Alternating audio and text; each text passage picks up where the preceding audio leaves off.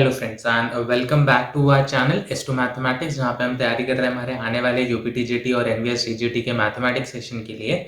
आज का जो हमारा टॉपिक है वो बेस्ड है एप्लीकेशन ऑफ डेरिवेटिव पे। इसके कुछ जो दो टॉपिक हैं, Rolle's theorem and Lagrange theorem, उसको मैंने एक सेपरेट वीडियो में कवर किया हुआ है। अगर आपने वो वीडियो नहीं देखा है तो अभी आप जाके देख सकते हैं। मैंने उसका लिंक डिस्क्रिप्शन बॉक्स में दे दिया है, आप उस पर क्लिक करें और उस वीडियो को देख लें। बहुत छोटे से टाइम में मैंने उसको समझाने की कोशिश की है और उस पर हमने 2 क्वेश्चंस किए हैं।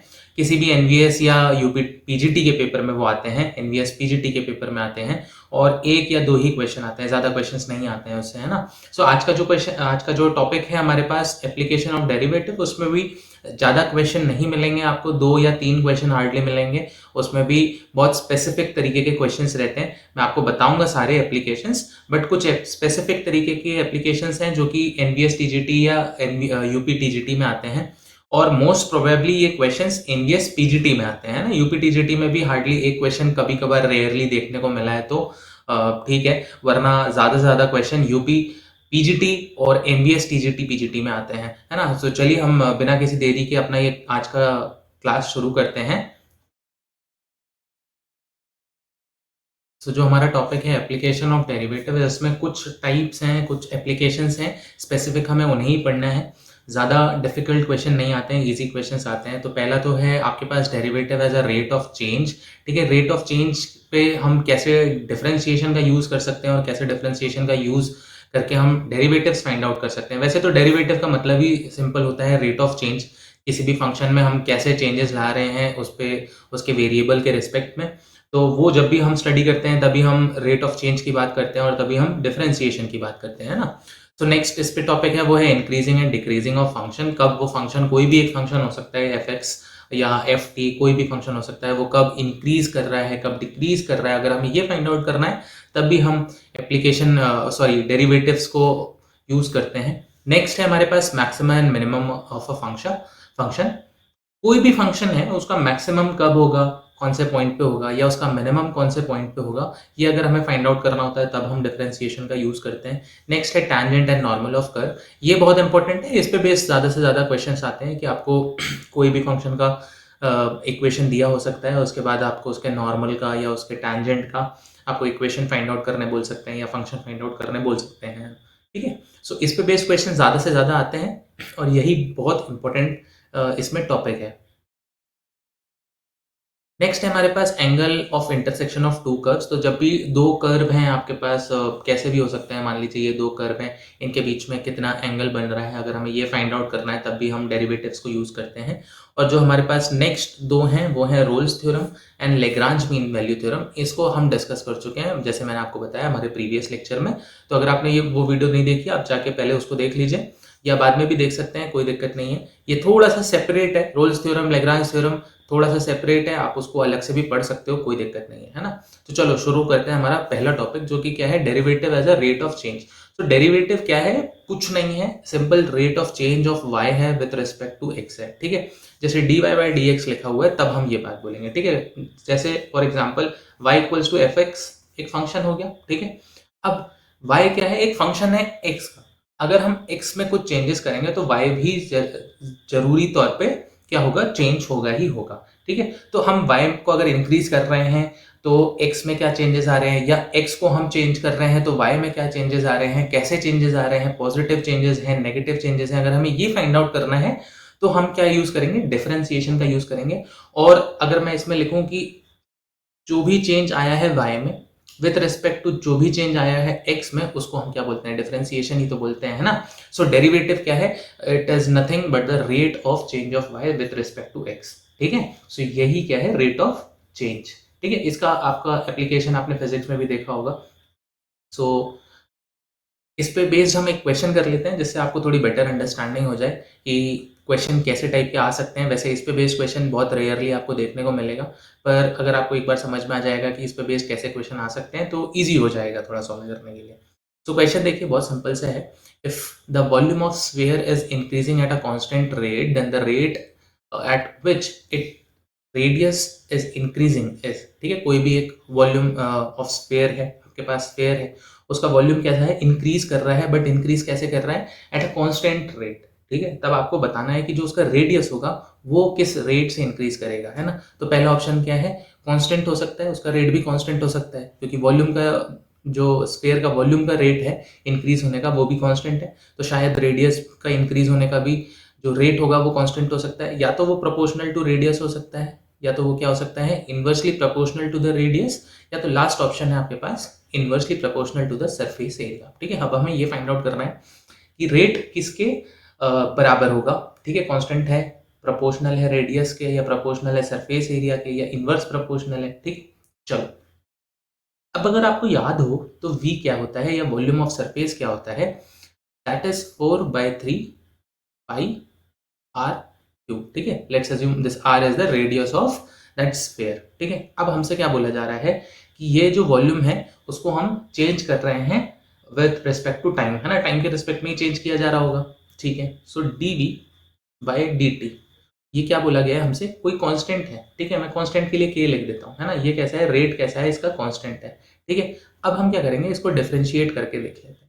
ठीक है, तो d v by d t अगर मुझे फाइंड आउट करना होगा तो मैं कैसे फाइंड आउट करूंगा, d by d t of 4/3 pi r cube. ठीक है, अब इसको आप डिफरेंशिएट करेंगे तो कितना आएगा आपके पास, 4/3 पाई, ये तो क्या है कांस्टेंट है, देन आर क्यूब का डिफरेंशिएशन हम टी के रेस्पेक्ट में अगर करेंगे तो कितना आएगा, 2 sorry this is 3r square d r by d t.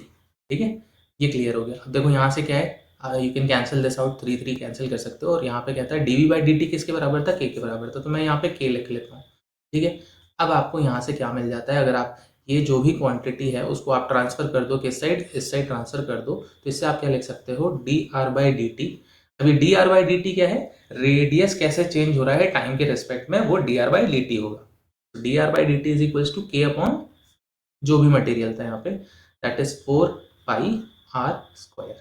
ठीक है, तो अब ये जो d r by d t है that is nothing but the rate at which radius is increasing, है ना। और ये कैसा है आपको यहाँ से देख के पता चल रहा होगा, ये ऊपर तो के क्या है, कांस्टेंट है, जो भी वैल्यू है वो क्या है, अपॉन में है, that means it must be a inversely proportional. अब इनवर्सली प्रोपोर्शनल किसके है, रेडियस के है या सरफेस एरिया। तो ये 4 पाई आर स्क्वायर क्या होता है, it is a surface area of a sphere, है ना। सो ये आपको इक्वेशन आपको क्या बताती है कि जो भी आपका रेडियस इंक्रीज हो रहा है उसका रेट कैसा है, it is inversely proportional to the surface area. क्या है, it is inversely proportional to the surface area. ठीक है, तो आई होप ये क्वेश्चन बहुत इजी सा था, इससे आपको ये समझ में आया होगा कि हम डिफरेंशिएशन को या हम डेरिवेटिव्स को रेट ऑफ चेंज कैसे कह सकते हैं और कैसे हम फाइंड आउट कर सकते हैं। ठीक है, आई होप ये इजी है। नेक्स्ट आपके पास क्या था, इंक्रीजिंग एंड डिक्रीजिंग फंक्शन। अब भैया इंक्रीजिंग और डिक्रीजिंग फंक्शन आपको फाइंड आउट करने हैं, पर उससे पहले पता होना चाहिए कि इंक्रीजिंग फंक्शन क्या होता है, डिक्रीजिंग फंक्शन क्या होता है ना।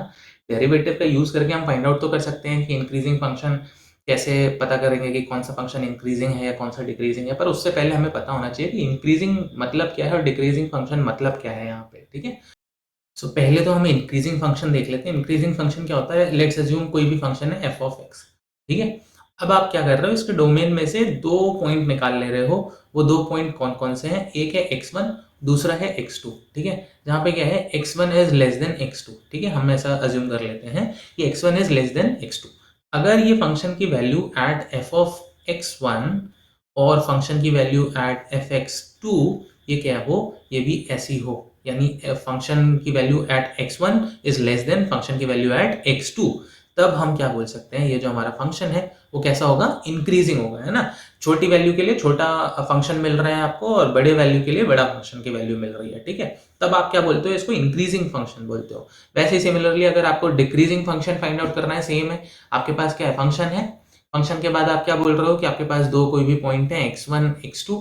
अब देखो इस केस में क्या है कि अगर x1 is less then x2 और अगर आपको फंक्शन की वैल्यू ऐसे मिल रही है, function at x1 is greater than function at x2, तब आप इसको क्या बोल सकते हो, इसको बोल सकते हो आप डिक्रीजिंग फंक्शन, है ना। तो ये एक बहुत रॉ सी डेफिनेशन हो गई इंक्रीजिंग फंक्शन और डिक्रीजिंग फंक्शन की। अब हर बार हम ये यूज नहीं कर सकते हैं, अगर आपको फंक्शन डायरेक्टली दिया हुआ है आप डिफरेंशिएशन को कैसे यूज करके फाइंड आउट कर सकते हो कि फंक्शन इंक्रीजिंग है या डिक्रीजिंग है, ये अभी हम देख लेंगे, है ना। तो देखिए f of x is known as increasing if f dash x greater than equal to 0 and decreasing if f dash x is less than 0। देखो बहुत सिंपल सी बात बोली गई है। कभी भी क्या करना है, आपको एक फंक्शन दिया हुआ है f of x है, ठीक है। अगर आपको क्या फाइंड आउट करना है कि ये इंक्रीजिंग है डिक्रीजिंग है, आपको फाइंड आउट करना है, तो आप क्या कर सकते हो, इसका डेरिवेटिव निकाल लो। इसका डेरिवेटिव अगर आप बोलते हो कि इट इज ग्रेटर देन और इक्वल टू 0, तब आप क्या बोल सकते हो, क्या इससे कंक्लूड कर सकते हो, it is a function increasing, ठीक है। और अगर आपके पास जो भी डिफरेंशिएशन है वो कैसा आ रहा है, लेस देन और इक्वल टू 0 है, तब आप इससे कंक्लूड कर सकते हो क्या, द फंक्शन इज डिक्रीजिंग, है ना। बहुत सिंपल सी चीज है, सिंपल सा कॉन्सेप्ट है, ठीक है। तो सिंपल एक डिफरेंशिएशन से आप फाइंड आउट कर सकते हो कि फंक्शन कैसा है, इंक्रीजिंग है या डिक्रीजिंग है, ठीक है। नेक्स्ट देखो, नेक्स्ट आपको यहाँ पे लिखा हुआ है a function f is said to be monotonic in an interval if it is either increasing और डिक्रीजिंग। देखो बहुत ध्यान से पढ़ लो, इन दैट इंटरवल, ठीक है। कोई भी एक फंक्शन है, मान लीजिए ये एफ एक्स का मैं ग्राफ बना देता हूँ यहाँ पे, ये फंक्शन ऐसा बना हुआ है, ठीक है। अब आप इस फंक्शन में देख सकते हो, ये मान लो ये पॉइंट ए है, ये पॉइंट बी है। अब इस पे देखो, यहाँ पे क्या है, फंक्शन इतने इंटरवल में तो क्या है, फंक्शन इंक्रीज हो रहा है। देन आप इसके बाद इस इंटरवल में देखोगे तो फंक्शन कैसा है, डिक्रीज हो रहा है। अगेन इस इंटरवल में कैसा है, फंक्शन इंक्रीज हो रहा है ना। तो ऐसा नहीं होना चाहिए, फंक्शन अगर इंक्रीजिंग है तो इट मस्ट इंक्रीज, अगर ये डिक्रीजिंग है तो इट मस्ट डिक्रीज। अगर ऐसा होता है कि वो या तो इंक्रीजिंग ही हो, डिक्रीज ना हो फिर, और अगर डिक्रीजिंग है तो वो इंक्रीज ना हो उसके पर्टिकुलर इंटरवल में, तब हम उसको क्या बोलते हैं, मोनोटोनिक फंक्शन बोलते हैं, ठीक है। मोनोटोनिक फंक्शन ये इंपॉर्टेंट क्यों हो जाता है, देखो डी ट्रिपल एस बी में आपको जब 2021 का पेपर आया था टीजीटी मैथमेटिक्स का, उसमें ये डेफिनेशन बेस्ड डायरेक्ट क्वेश्चन आया हुआ था, ठीक है। सो बहुत इंपॉर्टेंट डेफिनेशन है ये, इस पे बेस्ड डायरेक्ट क्वेश्चन आया हुआ था कि इसमें डेफिनेशन पूछी थी, a function f is said to be dash in an interval if it is either increasing और डिक्रीजिंग इन दैट इंटरवल। तो आपको वहां पे डायरेक्टली देख के बता देना था कैसा होना चाहिए, मोनोटोनिक फंक्शन होना चाहिए, ठीक है। चलो, next is maxima and minima of a function. तो ये कैसे हम फाइंड आउट कर सकते हैं कि किस पॉइंट पे किसी फंक्शन की वैल्यू मैक्सिमम होगी या मिनिमम होगी, हम कैसे फाइंड आउट कर सकते हैं, डिफरेंशिएशन का यूज करके फाइंड आउट कर सकते हैं। बट उससे पहले हमें पता होना चाहिए मैक्सिमम क्या होता है, मिनिमा क्या होता है ना। सो फॉर एग्जाम्पल आपके पास मैं एक ग्राफ बना लेता हूँ यहाँ पे। अब हमारे पास फंक्शन देखो ऐसा है, ठीक है। फंक्शन मान लो हमारे पास ऐसा फंक्शन है, कोई भी फंक्शन है एफ ऑफ एक्स। अब आप यहाँ पे देख सकते हो, ये यहाँ से लेके यहाँ तक तो कैसा है, इंक्रीजिंग है। इस पॉइंट तक आके इंक्रीज हो रहा है, उसके बाद डिक्रीज हो रहा है, फिर इंक्रीज हो रहा है, फिर डिक्रीज हो रहा है, फिर इंक्रीज हो रहा है। अब देखो, इस पॉइंट पे भी फंक्शन की वैल्यू मैक्सिमम थी, इस पॉइंट पे भी फंक्शन की वैल्यू मैक्सिमम है, इस पॉइंट पे भी फंक्शन की वैल्यू कैसी है, मैक्सिमम है, ठीक है। बट ये क्या मैक्सिमम हम इसको बोल सकते हैं, नहीं। देखो, ये जो पॉइंट है, इस पॉइंट पे वो मैक्सिमम थी, बट इससे तो कम ही थी, ठीक है, और इससे भी कम थी। तो ये जो दो पॉइंट्स हैं जहाँ पे वैल्यू इंक्रीज हो रही है, एटमोस्ट गई, बट सबसे ज्यादा नहीं गई, मैक्सिमम टोटल मैक्सिमम नहीं है, तो हम इसको क्या बोल सकते हैं, लोकल मैक्सिमम बोल सकते हैं। क्या बोल सकते हैं, लोकल मैक्सिमम।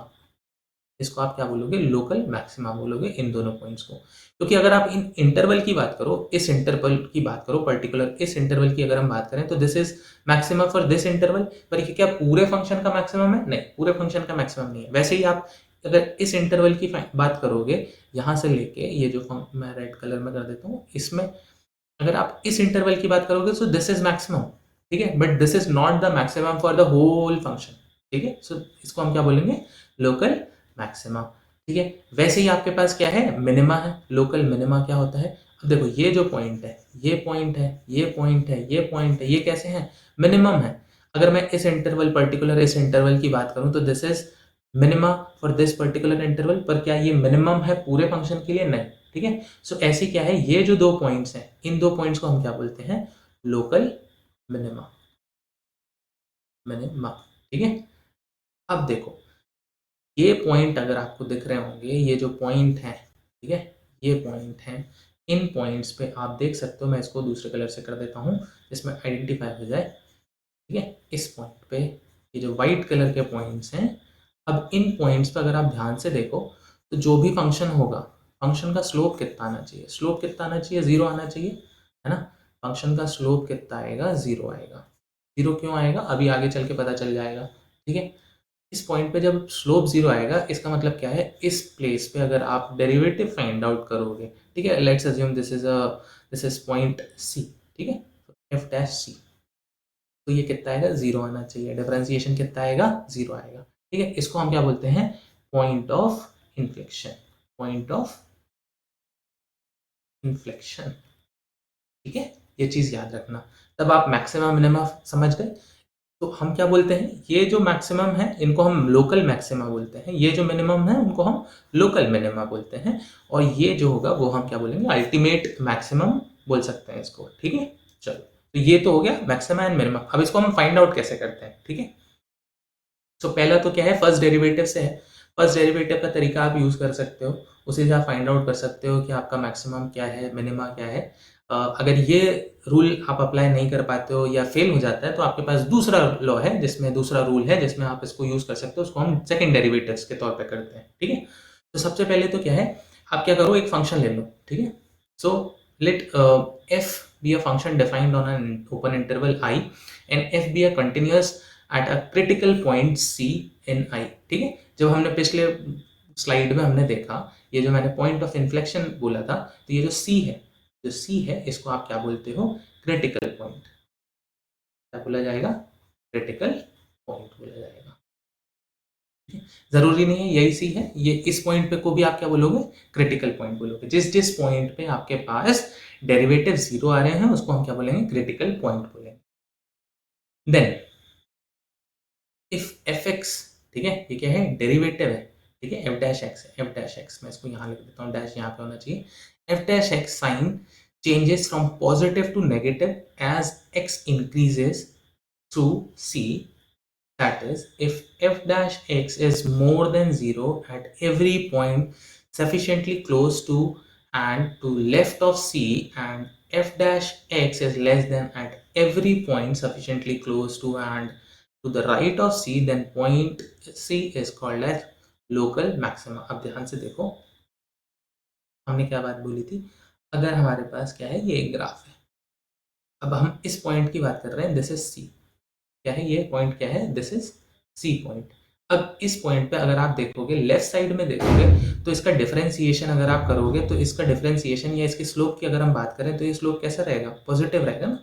यहाँ पे स्लोप पॉजिटिव रहेगा, उसके बाद भी पॉजिटिव रहेगा, तो यहाँ पे स्लोप पॉजिटिव है, पॉजिटिव है, पॉजिटिव है, अंटिल यहाँ पे स्लोप कैसा आएगा, 0 आएगा इस पॉइंट पे। फिर उसके बाद देखो फंक्शन कैसा हो रहा है, फंक्शन डिक्रीज हो रहा है, डिक्रीज होगा तो स्लोप कैसा आएगा, स्लोप हमेशा नेगेटिव आता जाएगा, तो स्लोप कैसा है, नेगेटिव आता जा रहा है। तो ये बोल रहा है कि C में अगर आप लेफ्ट साइड से बढ़ो, C पॉइंट पे अगर आप f डैश x की वैल्यू फाइंड आउट करते चले जाओ, और ये कैसा है, प्लस से माइनस की ओर जाए, क्या करिए, प्लस से माइनस की ओर जाए, तब हम उस पॉइंट को क्या बोलते हैं, पॉइंट ऑफ लोकल मैक्सिमा, क्या बोला जाएगा, पॉइंट ऑफ लोकल मैक्सिमा बोला जाएगा, ठीक है, बहुत सिंपल है।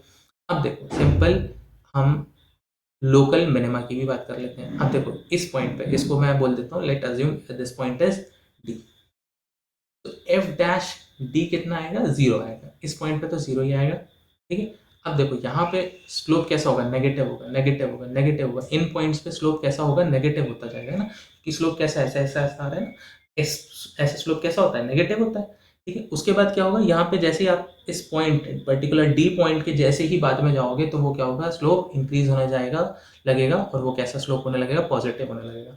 तो अगर ये एफ डैश एक्स की वैल्यू डी के अराउंड नेगेटिव से पॉजिटिव को जाने लगे, तो हम उसको क्या बोल सकते हैं, उसको हम पॉइंट ऑफ लोकल मिनिमा कह सकते हैं, ठीक है। आई होप आपको ये समझ में आया होगा।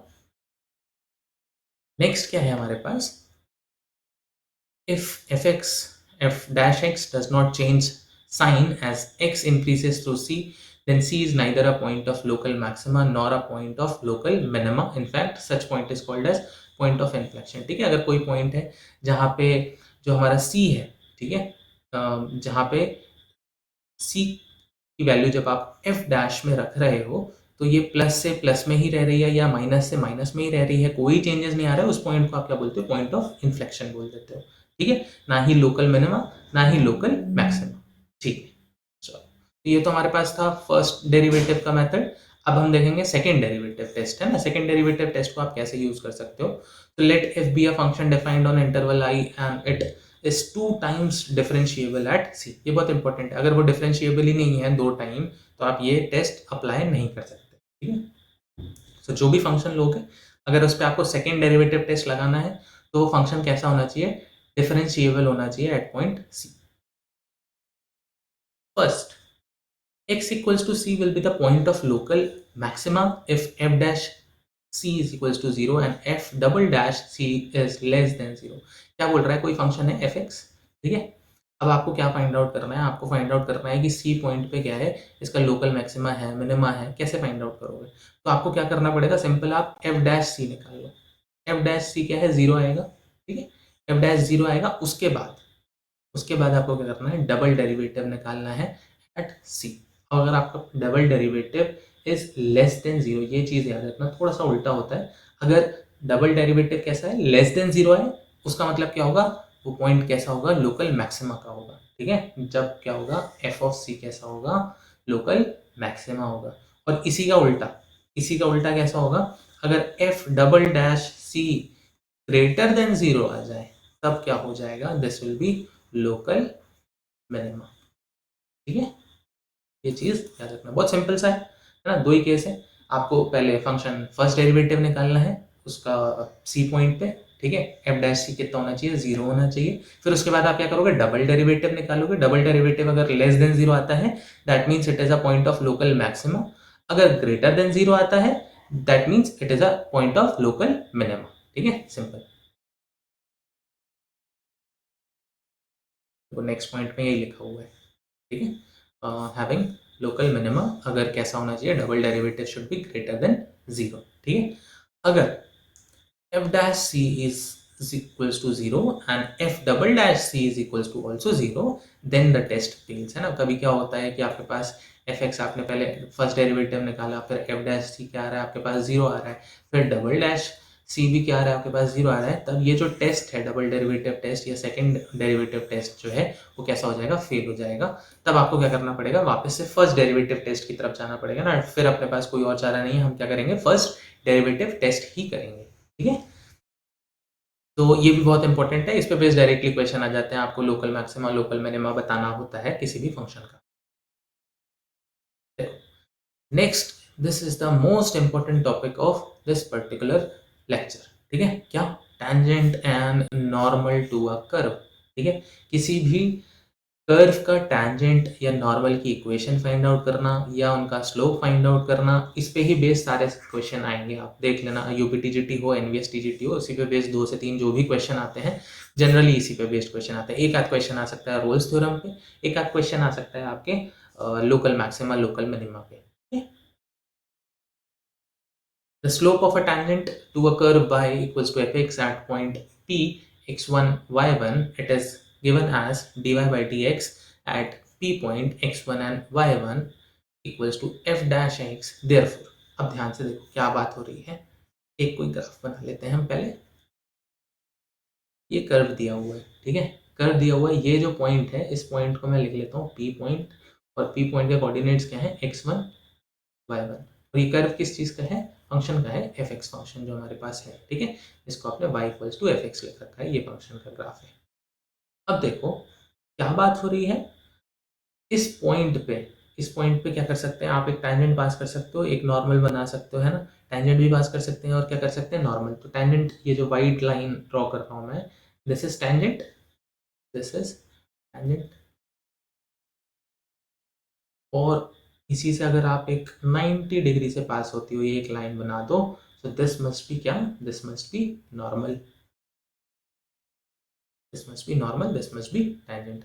अब हम देखो इसी इक्वेशन से क्या फाइंड आउट कर सकते हैं, स्लोप फाइंड आउट कर सकते हैं, क्योंकि आपको पता है एफ डैश एक्स क्या होगा, स्लोप होगा। स्लोप किसका होगा, स्लोप ऑफ टैंजेंट। टैंजेंट का स्लोप आपको एफ डैश एक्स से मिल जाएगा, ठीक है। सो देखो यहाँ से पहले मैं इरेज कर दूँ इस चीज़ को।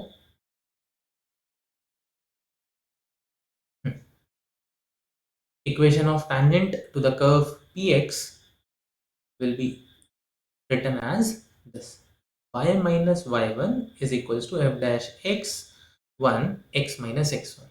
अब मैं आपसे क्या बात बोली कि इस पॉइंट पे अगर आप इसका डेरिवेटिव निकालोगे तो क्या कहलाएगा, वो क्या कहलाएगा, एफ डैश एक्स कहलाएगा। तो वो क्या होगा, इसका स्लोप होगा। और स्लोप से किसी भी पॉइंट पे हमें इक्वेशन निकालनी आती है किसी भी स्ट्रेट लाइन की। कैसे निकाली जाती है, y माइनस वाई वन, जो भी पॉइंट है, यहाँ पे पॉइंट क्या था, y1 था, तो y1 लिखोगे, ठीक है, is equals to m x plus c, y equals to m x plus c, यही इक्वेशन होती है ना, y equals to m x plus c, यही इक्वेशन होती है आपके पास, ठीक है। अब क्या है, m, m मीन्स क्या, स्लोप, स्लोप कितना है आपके पास, f डैश x है, ठीक है, and multiplied by x minus other point that is x1।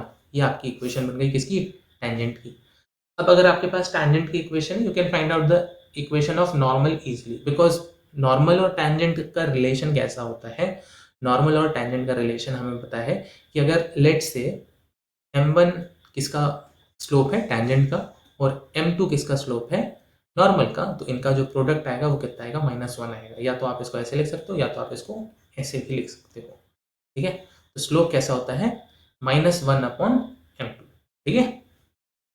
चलो नेक्स्ट आप देखो, यहाँ पे देख सकते हो इक्वेशन ऑफ नॉर्मल यहाँ पे दिया हुआ है आपको। इक्वेशन ऑफ नॉर्मल अगर आपको फाइंड आउट करना होगा तो वो कैसे मिल जाएगा आपको, इस इक्वेशन से मिल जाएगा आपको पर्टिकुलर, ठीक है। ये इक्वेशन आपको लिखा हुआ है y माइनस वाई वन, देखो सेम है, y माइनस वाई वन और x minus x one same है, बट यहाँ पे चेंज हो गया, क्यों, इस रिलेशन के कारण ये चेंज हो गया, ठीक है। ये आप रिलेशन याद रखना कि कभी भी किसी भी कर्व का जो टैंजेंट है और नॉर्मल है, उनका जो भी स्लोप है, अगर उसको आप मल्टीप्लाई करोगे तो उसका वैल्यू कितनी आनी चाहिए, -1 आएगी, ठीक है। तो अगर आपको स्लोप टैंजेंट का पता है तो you can easily find out the slope of normal, और अगर आपको टेंजेंट स्लोप पता है नॉर्मल का तो you can easily find out the slope of tangent, ठीक है, सिंपल।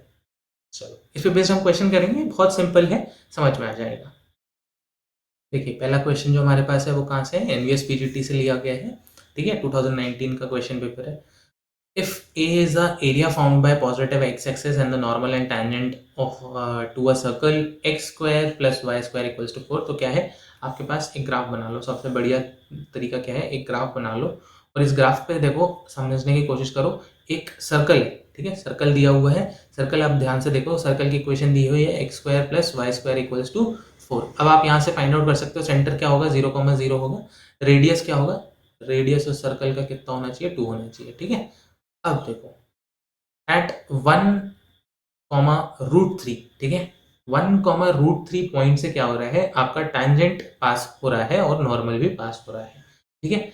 अब ये सर्कल है तो इस पे से एक टैंजेंट में एक मैं सर्कल बना लेता हूँ यहाँ पे, अज्यूम करो कि इसका रेडियस कितना है, 2 है। हम यहाँ से क्या कर लेते हैं, एक पॉइंट जो है P, हम इसको क्या कंसीडर कर लेते हैं, पॉइंट P कंसीडर कर लेते हैं। पॉइंट P पे इसकी वैल्यू कितनी है, 1,√3, ठीक है, 1,√3 है। अब हमें क्या बताना है, ये तो हो गया हमारे पास टैंजेंट, और इसके अलावा हमारे पास क्या है, एक नॉर्मल है। एक नॉर्मल कैसा बना हुआ है, इस पे से अगर आप नॉर्मल फाइंड आउट करोगे तो नॉर्मल कैसा होगा, ऐसा होगा, ठीक है, नॉर्मल कैसा होगा, ऐसा होगा। और आपको क्या फाइंड आउट करना है, ये पर्टिकुलर एरिया फाइंड आउट करना है। तो ठीक है, पहले तो आपके पास क्या है, ये पॉइंट नहीं पता है, ठीक है, ये पॉइंट अगर पता हो गया तो यू कैन ईजिली टेल कि इसका एरिया कितना होगा, ठीक है। तो हम पहले ये पॉइंट फाइंड आउट करने की कोशिश करेंगे। ये पॉइंट फाइंड आउट करने के लिए आपको क्या करना पड़ेगा, आपको पहले टेंजेंट की इक्वेशन फाइंड आउट करेंगे, है ना। तो चलो ठीक है, सबसे पहले क्या है, आपके पास इक्वेशन है x square plus y square equals to 4। इसको डिफरेंशिएट करोगे तो कितना आएगा, 2x plus 2y dy by d x is equals to 0। और आप यहाँ से लिख सकते हो dy by d x is equals to how much, -x/y, ठीक है। अब -x/y, ये जो dy बाई डी एक्स है, हम किस पॉइंट पे फाइंड आउट करना चाह रहे हैं, इस पॉइंट पे 1,√3 पे अगर आपको इसकी वैल्यू फाइंड आउट करनी होगी तो ये कितना आएगा, -1/√3 इसका स्लोप आ गया, ठीक है। अब किसी भी टैंजेंट की इक्वेशन मैंने फाइंड आउट करना बताया कैसे, आप y माइनस y1 यहाँ पे कितना है, √3 है, इज इक्वल्स टू m क्या होता है, स्लोप होता है, स्लोप यहाँ पे कितना है, 1/√3 है। फिर x माइनस x2 कितना है यहाँ पे, 1 है। चलो इसको अगर हम सिंप्लीफाई करके लिखना चाहें तो ये कितना आ जाएगा, √3y is equals to -(x) plus 1, और इसको √3 आप मल्टीप्लाई करोगे तो कितना आ जाएगा, √3 इंटू √3 विल बी 3, और वहाँ माइनस में था, इस साइड प्लस में आ जाएगा तो ये कितना हो जाएगा, दिस विल बी ठीक है, ये आपके पास आ गई आपकी इक्वेशन, आ गई किसकी इक्वेशन, आ गई आपके टेंजेंट की। ठीक है, अब ये टेंजेंट की वैल्यू आपको इस पॉइंट पे फाइंड आउट करनी है। इस पॉइंट पे फाइंड आउट करने के लिए आप क्या करोगे, सिंपल y की वैल्यू 0 रख दो। y की वैल्यू जब 0 रखोगे, इसके लिए y की वैल्यू 0 रखोगे तो x की वैल्यू कितनी आ जाएगी, ये पूरा 0 हो गया, और माइनस एक्स इक्वल्स टू 4, इसका मतलब यहाँ पे कितना आएगा, x की वैल्यू कितनी आ जाएगी, 0, सॉरी ये उल्टा हो गया, हम इसको लिख सकते हैं 4,0 ऐसे, है ना। तो ये पॉइंट कितना हो जाएगा आपके पास, 4,0 हो गया। ठीक है, अब देखो, अब इस पॉइंट को मैं एक नाम दे देता हूँ, इसको हम लिख लेते हैं ए, इसको मैं लिख लेता हूँ ओ। अब ये जो एक ट्राइंगल बन रहा है, ट्राइंगल का एरिया आप कैसे फाइंड आउट कर सकते हो, ट्राइंगल का एरिया हम फाइंड आउट कर सकते हैं by using 1/2 base into height, है ना, सिंपल फॉर्मूला हम यूज कर लेंगे। ठीक है, मैं इसको इरेज कर देता हूँ यहाँ से।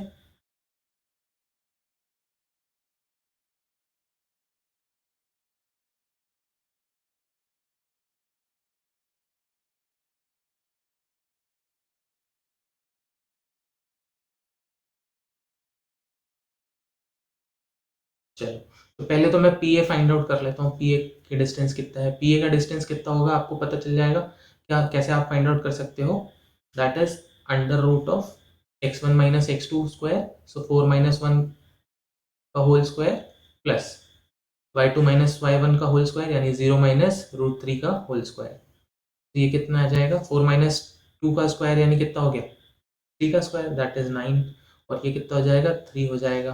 तो अंडर रूट ऑफ कितना आ गया, अंडर रूट ऑफ 12 आ गया। ठीक है, और इसको आप कैसे लिख सकते हो, इसको आप लिख सकते हो लाइक 2 रूट, वैसे आप क्या ओपी फाइंड आउट कर लो, ओपी फाइंड आउट कर लोगे तो कितना आ जाएगा, under root of 1 square plus root 3 square, है ना। तो ये कितना हो गया, 4 हो जाएगा, 4 अंडर रूट ऑफ 4 कितना आना चाहिए, 2 आना चाहिए। अब देखो एरिया फाइंड आउट कर लो, एरिया कितना आएगा, 1/2 ये इंटू ओपी, है ना, बेस इंटू हाइट। तो ये कितना आएगा, 1/2 इंटू 2√3 इंटू 2, तो कैंसिल करोगे कितना आएगा, 2√3 आ गया। अब आपको फाइंड आउट किसकी वैल्यू करनी है, a/√3 की वैल्यू फाइंड आउट करनी है ना। देखो यहाँ पे क्या लिखा हुआ है, a/√3 की वैल्यू आपको फाइंड आउट करनी है, ये a/√3। अब a की वैल्यू कितनी आई है, 2√3, 2√3 आई है, और अपॉन रूट 3 करोगे, कैंसिल करोगे, कितना बचेगा, 2 बचेगा। ठीक है, सो करेक्ट ऑप्शन क्या हो गया, बी आपका करेक्ट ऑप्शन हो गया। a/√3 की वैल्यू कितनी आनी चाहिए, 2 आनी चाहिए। ठीक है, देखो सिंपल क्वेश्चन था, हमने डिफरेंशिएशन का यूज करके पहले टेंजेंट की इक्वेशन निकाली, उसके बाद तो सिंपल मैथमेटिक्स था, डिस्टेंस फॉर्मूला आपको यूज करना आता ही है, area of triangle find out करना आता ही है। ठीक है, चलो नेक्स्ट क्वेश्चन। नेक्स्ट क्वेश्चन है हमारे पास केवीएस पीजीटी से, 2018 में ये आया हुआ था question, the equation of tangent at point p t. ठीक है, देखो यहाँ पे पैरामीट्रिक इक्वेशन का यूज होने वाला है, पी टी मिल गया है ना, so where t is an any parameter to a parabola y square equals to 4ax। देखो ये चीज अगर आपको दिख गई है ना, पैरामीट्रिक इक्वेशन की बात हो रही है विद पैराबोला, तो आपको पता होना चाहिए कि हम पैरामीट्रिक इक्वेशन में क्या पॉइंट्स लेते हैं, हम लेते हैं ए टी स्क्वायर और कॉमा 280, ये 2 पॉइंट्स होते हैं हमारे x कॉमा y। ठीक है, चलो, तो आपको फाइंड आउट क्या करना है, बेसिकली आपको फाइंड आउट करना है equation of tangent. Equation of tangent आप कैसे फाइंड आउट कर सकते हो, जब आपको स्लोप पता होगा, है ना। इक्वेशन आपके पास ये है, y square equals to 4ax आपके पास इक्वेशन है। ठीक है, चलो इसको सॉल्व करते हैं। तो अब इसका स्लोप निकालने के लिए, इसका जो टैंजेंट का स्लोप आएगा वो कैसे निकालोगे आप, dy/dx करके, है ना। dy/dx कैसे कर सकते हो, ये दिस विल बी, जब इसको डिफरेंशिएट करोगे this will be 2y is equals to 4a, और इसको कैसे लिख सकते हो, dy/dx is equals to 4a/2y। ठीक, अब देखो, अब आपको क्या बोला गया है, पैरामीटर की इक्वेशन की बात करी गई थी, तो जो हमारा x और y है वो कैसा होना चाहिए, at स्क्वायर कॉमा 280। ठीक है, तो ये जो dy/dx है वो आप किस पे निकाल रहे हो, इस पॉइंट पे, at स्क्वायर 280, तो इसकी वैल्यू कितनी आएगी, 4a/, y की जगह पे क्या रखना पड़ेगा, 280, सो 280।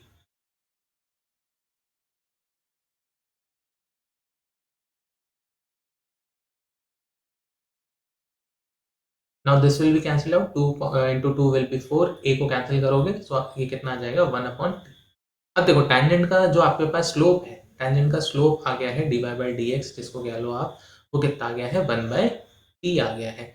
अब आपको इक्वेशन निकालना आता है। कैसे निकालोगे equation? y minus y one यहाँ पे क्या होना चाहिए? 280। सो मैं यहाँ पे क्या रख लूँ?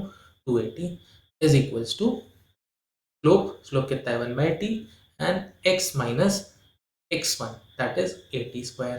ठीक है, चलो अब देखो इसको मल्टीप्लाई जब आप करोगे और उसको उससे ट्रांसफर कर लो, ज़्यादा इजी रहेगा। So this will be y minus 280 is equals to x upon t, इसको ऐसे लिख लो, माइनस ए टी। ठीक है, और y इज इक्वल्स टू कैसे लिख सकते हो? x अपॉन टी माइनस 80, और ये जो 280 है जब आप उस साइड लाओगे तो वो क्या हो जाएगा? प्लस 280 हो जाएगा। तो इसको हम यहाँ पे प्लस 80 डायरेक्टली कर लेते हैं ना। तो ये आपके पास इक्वेशन हो गई। क्या इक्वेशन आ गई? ये इक्वेशन आ गई आपके पास। ठीक है, और इसी को अगर आपको सिंप्लीफाई करके लिखना है तो जब आप t को उस साइड ट्रांसफर करोगे तो कैसे होगा? Y t is equals to x plus 80 square. ये आपके पास इक्वेशन आ गई, equation of tangent. Equation of tangent आपके पास आ गया। ठीक है, देखो कितना इजी था। करेक्ट ऑप्शन आपको यहाँ से दिख गया होगा। करेक्ट ऑप्शन आपके पास कौन सा है? बी है आई थिंक। करेक्ट ऑप्शन आपके पास बी है। ठीक है, y t is equals to x plus 80 square आपका करेक्ट ऑप्शन हो गया। ठीक है, चलो नेक्स्ट क्वेश्चन देखो क्या है। यूपीपीजीटी में से आया हुआ है, यूपीपीजीटी 2016-2019 में से आया हुआ है। A x plus b y plus c equals to 0 is a normal to the curve x comma y, sorry x into y equals to 4। अब ध्यान देना क्या है, ये नॉर्मल है, इक्वेशन ऑफ नॉर्मल। ठीक है, ये बहुत इंपॉर्टेंट हो जाता है ना, इक्वेशन ऑफ टैंजेंट लेके मत चलना इसको। अब क्या बोला जा रहा है, इस इक्वेशन का आप स्लोप निकाल सकते हो। ठीक है, अगर इसका स्लोप क्या है? m1 आए तो इस इक्वेशन के टैंजेंट का स्लोप को मल्टीप्लाई करोगे तो कितना आएगा? -1 ही तो आएगा, है ना। इसका हम स्लोप निकालते हैं। स्लोप कैसे फाइंड आउट कर सकते हो? पहले तो इसको y equals to mx plus c के फॉर्मेट में लिखो इस इक्वेशन को, है ना। स्ट्रेट लाइन है, इसका इक्वेशन आप ऐसे लिख सकते हो। तो क्या आएगा? y equals to minus of a x upon b minus c upon b. यहाँ से आपको स्लोप पता चल जाएगा। स्लोप, इस इक्वेशन का स्लोप कितना आ जाएगा? Slope will be minus a upon b, इसका स्लोप आ गया। ठीक है, अब इस इक्वेशन को पकड़ लो। इस इक्वेशन को जब पकड़ोगे और इसको डिफरेंशिएट करोगे तो ये कितना आएगा? y plus x d y by d x equals to 0 और d y by d x is equals to how much? Minus y upon x. ठीक है, अब ये जो दोनों स्लोप हैं इनके बीच में रिलेशन कैसा होगा? इनको मल्टीप्लाई करोगे तो कितना आना चाहिए? -1 आना चाहिए, है ना। सो मैं इसको कैसे लिख सकता हूँ? मैं ऐसे लिख सकता हूँ y upon x is equals to b upon a. इसको ऐसा लिखा जा सकता है क्या? देखो इसको ऐसा बिल्कुल लिखा जा सकता है ना। अब हमें क्या करना है, ये इसका नॉर्मल है तो इसका स्लोप कैसा होना चाहिए? माइनस होना चाहिए। अब सही है ना। अब ये सही है, इसका स्लोप कैसा होना चाहिए? y upon x equals to minus b upon b. ए, अब देखो हमें यहाँ पे कुछ कंडीशंस दी हुए हैं, a is less then 0, b is less then 0, a is greater than 0, b is greater than 0। अब हमें a और b के हमें नेचर बताना है ना, a और b कैसा हो सकता है। अब ध्यान से देखो, ये जो y x है, ठीक है, x y है, ये कैसा है? 4 है, इट इज इक्वल्स टू 4। अब 4 का मतलब क्या हो गया? This is positive, this is positive. इसका मतलब क्या होता है कि ये जो y अपॉन एक्स है वो कैसा आना चाहिए? पॉजिटिव आना चाहिए। कैसा आना चाहिए? पॉजिटिव आना चाहिए। और इससे हम क्या कंक्लूड कर सकते हैं? अगर b नेगेटिव है तो ये तो कैसा हो जाएगा? पॉजिटिव हो जाएगा। ऊपर वाला पार्ट कैसा हो जाएगा? Numerator will be positive. तब a को कैसा होना पड़ेगा? a को भी पॉजिटिव होना पड़ेगा, क्योंकि हमें अल्टीमेटली कैसी वैल्यू देनी है? पॉजिटिव वैल्यू देनी है ना। तो a को कैसा होना पड़ेगा? a should be greater than 0। Second condition क्या हो सकती है? b आपके पास कैसा है? Greater than 0। जब b ग्रेटर देन 0 हो जाएगा तो ये जो न्यूमरेटर है, ऊपर वाली जो वैल्यू है वो कैसी हो जाएगी? Positive, sorry it will be negative. जब नेगेटिव हो जाएगी और अल्टीमेटली हमें पॉजिटिव वैल्यू देनी है तो हमें a यानी हमारा जो डिनोमिनेटर है वो भी कैसा होना चाहिए? नेगेटिव होना चाहिए। तब आप क्या लिखोगे? a is less then 0। देखो ये कंडीशन कहाँ पे है? सी, ऑप्शन नंबर सी में है, आपको ये कंडीशन मिल जाती है। a is greater than 0, sorry a is greater than 0 and b is less than 0। ठीक है, इंटरप्रिटेशन का क्वेश्चन था थोड़ा बहुत, है ना, इतना ज़्यादा डिफिकल्ट नहीं था। बस आपको ये तो आप इजीली फाइंड आउट कर लोगे, बस ये इंटरप्रेट करना आना चाहिए कि a और b पे हम x और y का रिलेशन कैसे फाइंड आउट कर सकते हैं, कैसे a और b चेंज होगा तो हमारा जो ये x y है वो पॉजिटिव रहेगा। बस आपको इतना सा सोचना था। चलो। Next question is, last question आज का हमारा जो लास्ट क्वेश्चन है वो क्वेश्चन आया हुआ है यूपीटीजीटी में से। क्वेश्चन क्या है, if 2x is equals to x plus 3 is a tangent line to the curve y cube equals to ax square plus b at point 1 comma 2, then we have to find the value of 3b minus 5ab minus 5a। ठीक है, तो उसके लिए तो पहले a और b की value find out करनी पड़ेगी। देखो टेंजेंट लाइन दी हुई है ना, इसका मतलब क्या होना चाहिए, स्लोप कैसा होना चाहिए, सेम आना चाहिए, पहली चीज।